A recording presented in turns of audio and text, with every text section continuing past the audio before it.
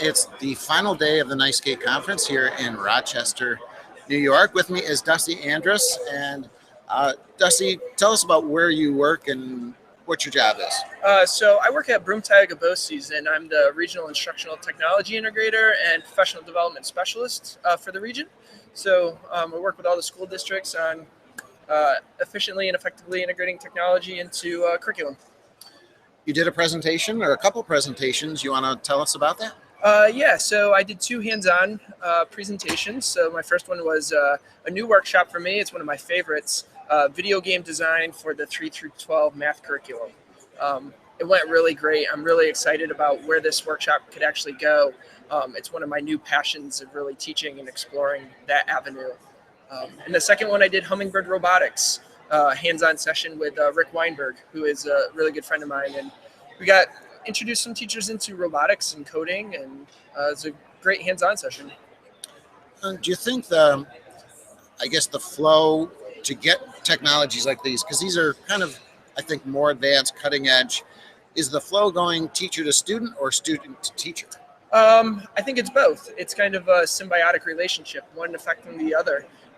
Sometimes the students will know more than the teacher, and sometimes the teacher will know more than the students, and sometimes it's the teacher knowing maybe not knowing, but knowing how to instruct the students to obtain the information, even if the teacher doesn't know. So it's really a symbiotic relationship of one affecting the other. So it's not really one directional. That's a great way to put it. I've seen your kind of video game presentation, especially with math, which I think fascinates me. I think, math often gets kind of left out of the tech world in some respects. But can you just tell me about the potential of game design and game, especially with math or beyond, for learning and engagement? Yeah, so really the design of the workshop is being in instructional tech. We all talk about the technology being not overshadowing the curriculum and the learning.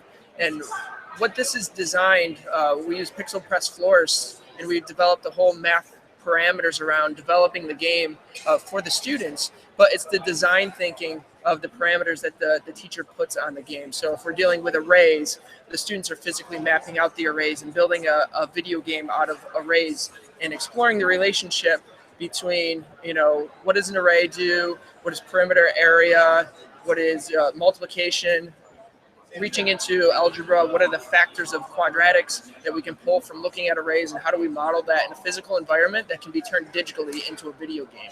So it's really using technology as the vehicle for the learning and really the hands-on experience to really take those abstract concepts that teachers are trying to teach in the math curriculum and bringing it into a more physical model for students to really be able to display.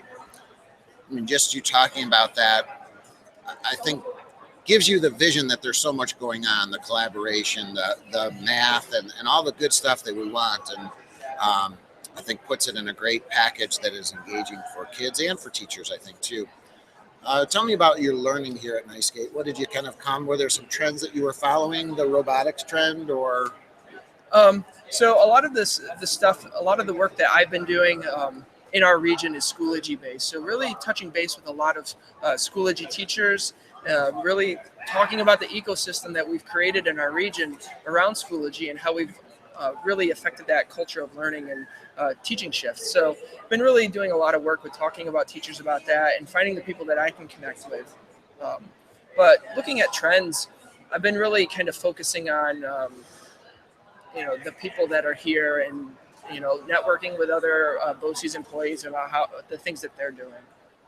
That's really what I take away from the wonderful experience here. In running the IT, I can't really get to the sessions to see everything that's going on. So the social events is where I get to find out all that information for me.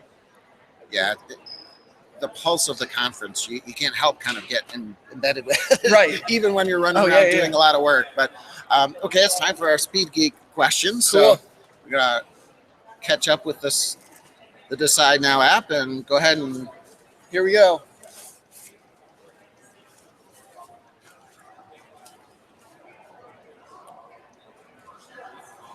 And we got favorite ed tech blog, the hardest one on here. I warned them about that one. Okay, So my favorite ed tech blog within Schoology writes a blog, which is phenomenal. But the other Schoology ambassadors within the blog also write really, really solid ways to use the platform and really about learning and everything that's going on. But I like AJ Giuliani a lot too. I like his blogging and his work with 20% time in the classroom and really using technology for effective instruction. He's one of my favorite people to follow and the things that he's doing. Yeah, I need to come back to his blog more because he does have some great stuff. Yeah, and he's coming to the Binghamton area for our regional conference. So I'm really excited to have him as a keynote and going to work with him in January at EduCon. So I'm really excited to actually be working with him and learning from him. Awesome. Okay, 2 more questions. 2 more questions. Here we go.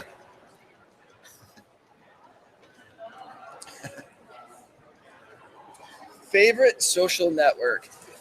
In my personal life, I'm a big Facebook fan. I use that mainly because that's kind of what I just got ingrained with. I don't have a lot of time to do the Instagrams and all the Snapchats and all that stuff, but I'm a Facebook guy, so I'll go with that one. All right.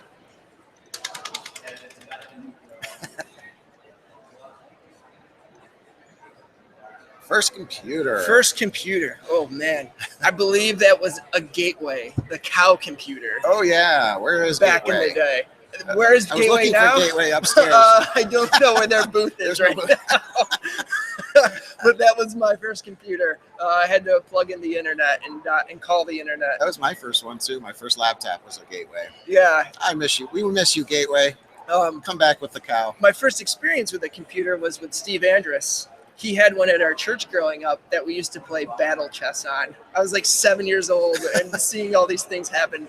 So That's he awesome. was really, he introduced me to computers, which is pretty awesome. It's funny when I ask that question, a lot of people say like they link their first computer with the first game they played on their computer. So I guess that's where we started. But, all right, Dusty, you're doing great stuff. Thank you. Thanks, Andy. All right.